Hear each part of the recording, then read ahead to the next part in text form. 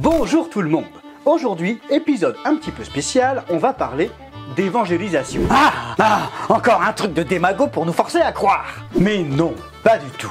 Tu veux nous forcer à rentrer dans une église? Je ne signerai rien sans l'accord de mon avocat. Calmez-vous! Non, c'est juste que quand tu découvres quelque chose d'aussi merveilleux, t'as qu'une envie, c'est que les autres personnes autour de toi en profitent aussi. Et partager la bonne nouvelle, ce n'est pas juste parler de Jésus parce qu'il nous a demandé de le faire. C'est naturel. Parce que quand j'ai commencé à croire en Jésus-Christ, à mettre en pratique la parole de Dieu, je l'ai vu agir dans ma vie. Et ça me donne envie que les personnes que je croise lui ouvrent également la porte de leur cœur, pour qu'elles aussi puissent le voir agir dans leur vie. Et proclamer l'évangile, je reconnais que ça peut être compliqué. En même temps, croire qu'un homme est mort sur une croix il y a 2000 ans pour le pardon de nos péchés, excuse-moi, mais c'est difficile à croire. Faut être carrément fêlé, ouais. Je ne suis pas étonné de vos réactions, parce que Dieu nous a prévenus, à travers la bouche de l'apôtre Paul, quand il écrit aux Corinthiens, dans 1 Corinthiens 1,23, « Or nous prêchons un Messie crucifié, scandale pour les Juifs et folie pour les non-Juifs. » Vous avez certainement déjà entendu des phrases du genre « Oh, arrête de rêver, tu deviens fou, arrête de croire à n'importe quoi !» Eh bah, c'est normal. Ça n'arrive pas qu'à vous, ça arrive à tous les chrétiens qui prêchent la croix. D'ailleurs, Dieu nous précise dans 1 Corinthiens 1,18 « En effet, le message de la croix est une folie pour ceux qui périssent, mais pour nous qui sommes sauvés, il est la puissance de Dieu. » Donc, si je pense que tu es fou de croire que Jésus est ressuscité, ça veut dire que je vais périr? Eh bah, pas forcément. Mais t'es quand même bien sur le chemin de la perdition. J'ai longtemps cherché des techniques pour convaincre mon auditoire, des démonstrations par A plus B, expliquer comment que l'univers il est beau. Mais finalement, je me suis fatigué plus qu'autre chose et chaque discussion me stressait. Puis, j'ai compris que c'est Dieu qui touche les cœurs et que la seule chose qu'il demande de faire, c'est d'annoncer l'évangile. Juste présenter l'évangile, simplement. Paul dira aux Corinthiens dans 1 Corinthiens 3,6 « J'ai planté, Apollos a arrosé, mais c'est Dieu qui fait grandir. » Puis un jour, au fil de mes promenades youtubesques, je suis tombé sur la chaîne Ministère des Affaires Éternelles, animée par Laurent. Laurent, c'est son prénom.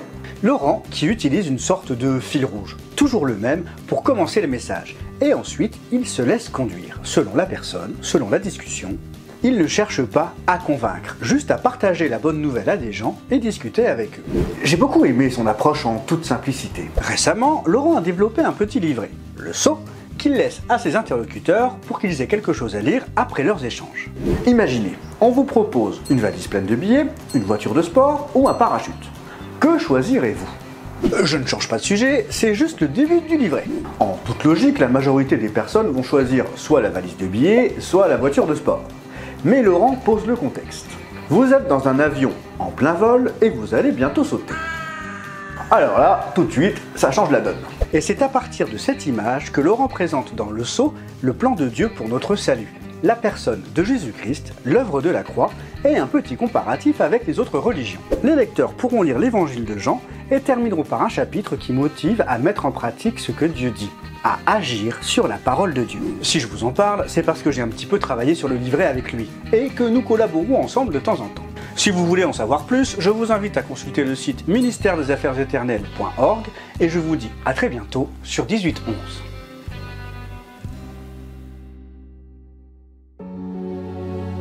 Aujourd'hui, on nous parle de tout, de rien, mais il y a un sujet, on ne nous parle pas.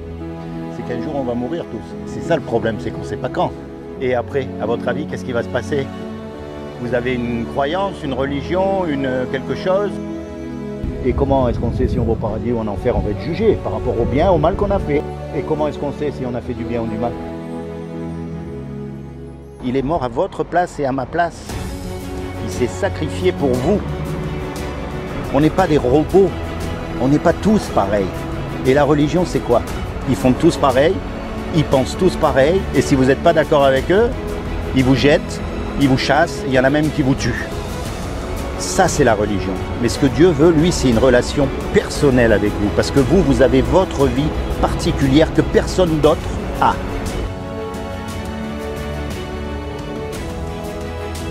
C'est pour ça que je passe dans la rue, pour dire aux gens, rapprochez-vous de Dieu avant qu'il soit trop tard.